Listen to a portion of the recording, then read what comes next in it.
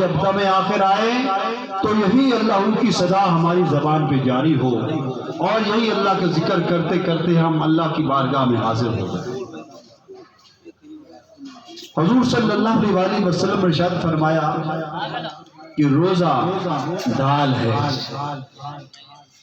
اور ڈال کیا کام کرتی ہے؟ ڈال خطرے سے بچاتی ہے۔ جنگ کے اندر ایک ڈال استعمال ہوتی ہے جو دشمن کی تلوار سے انسان کو بچاتی ہے، تو دشمن کی تلوار ایک خطرہ ہے، تو ڈال اس خطرے سے انسان کو بچاتی ہے۔ تو روزہ بھی ایک ڈال ہے، روزہ ہمیں جہنم کی آگ سے بچاتا ہے، روزہ ہمیں بڑے بڑے گناہوں سے بچاتا ہے۔ ایسے گناہ، ایسے عمل جو انسان کو جہنم کی طرف لے جانے والے ہوتے ہیں، روزہ ہمیں ایسے گناہوں سے بچاتا ہے۔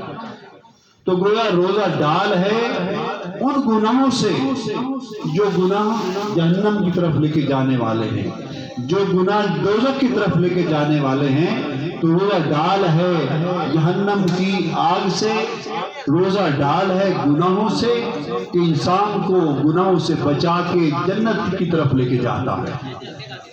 تو رمضان شریف کے اندر جنت کے دروازے کھل گئے، جہنم کے دروازے بند ہو گئے۔ کتنے خوش بخت ہیں آپ لوگ کہ اللہ تعالیٰ نے کیسا ماحول عطا فرمایا۔ ایک تو رمضان شریف کا ماحول عطا فرما دیا، اور پھر ایسی محفل میں بیٹھا دیا جو جنت کا باغ ہے، ذکر کے حلقے جنت کے باغ ہوتے ہیں۔ تو اللہ نے روزے کی حالت میں ہمیں جنت کے باغ کے اندر بیٹھا کے کرم کر دیا، اور اللہ تعالیٰ نے ہمارے اوپر پھر جنت کے دروازے کھول دیے کہ جاؤ میرے بندو، آؤ میرا ذکر کرو روزے کی حالت میں کہ میں تمہیں بخش دوں۔ اور پھر بھی جو جان بوجھ کے چھلانگ لگا کے جہنم کی طرف جائے تو اس کا نصیب ہے۔ تو ہم تو خوش بخت ہیں، خوش نصیب ہیں کہ اللہ تعالیٰ نے ہمیں اپنے ذکر کی توفیق عطا فرمائی، روزہ رکھنے کی توفیق عطا فرمائی۔ اور روزہ جو ہے نا ہمیں گناہوں سے بچاتا ہے اور انسان بچتا ہے۔ اور میں نے عرض کیا تھا کہ روزے کی حالت میں گناہ سے بچنا بھی ہے۔ اگر روزہ رکھ کے بھی گناہوں سے نہ بچے تو پھر ہم نے روزے کو کمزور کر دیا، ہم نے روزے کی جو روح ہے وہ ختم کر دی۔ روزے کی روح کیا ہے کہ انسان جو ہے روزہ رکھ کے گناہوں سے بچے۔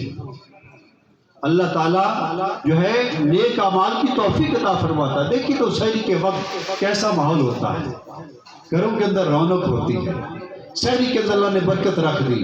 پھر سحری کر کے جب ہم مسجدوں کی طرف روانہ ہوتے ہیں تو کیسا ماحول ہوتا ہے، مسجدیں آباد ہوتی ہیں، گلیوں بازاروں کے اندر جو ہے لوگ مسجد کی طرف جاتے ہوئے نظر آتے ہیں، یہ ایک جنتی ماحول نظر آتا ہے۔